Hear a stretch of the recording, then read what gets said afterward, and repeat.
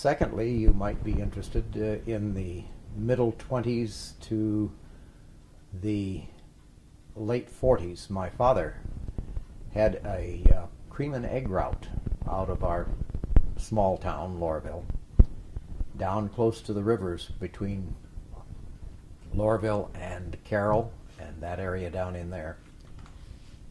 And in 1932, because of that and his additional occupation, he was able to purchase two brand new Dodge 10.5 trucks and pay cash for them.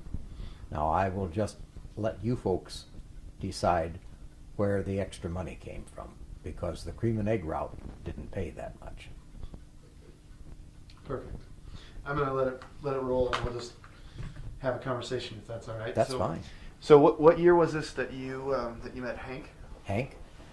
It or was roughly. Well, I know what year it was. It was 1960, and he was. I think at that time, I think Hank was probably in his late 70s, but he was employed around the funeral home, and sometimes he drove, and sometimes he helped us clean up, and he was generally a rough old gentleman, but very, very interesting to talk with. Mm-hmm.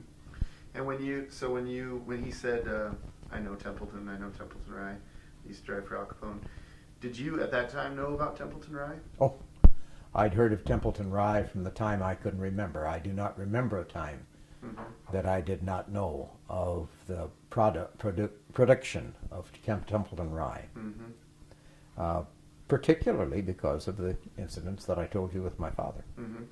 So did that spark more conversation between the two of you? Well, it did for a while. Hank was interested to know if they were still producing, and I said, to my knowledge, they still are. And he said, would you try to get me some when you went home? Well, unless you had connections in Templeton, you didn't go down and just say, I want a bottle of Templeton Rye. They laughed at you and said, what? I don't know what you're talking about. Yeah, that's about right. And at that point, your father wasn't, to your knowledge, involved. Oh no. He'd sold the trucks. Dad was dead at that time. He'd sold the trucks in the late 40s, and we had other instances that he had no connection with the creamery any longer, and so you just don't do those things otherwise. Right. In your conversations with Hank, did he ever refer to it in any other way than saying Templeton Rye? Like, we've had people say that Al Capone called it the good stuff, and he did. Yeah, I know that because Hank made the same references. He said Capone always considered that his personal liquor.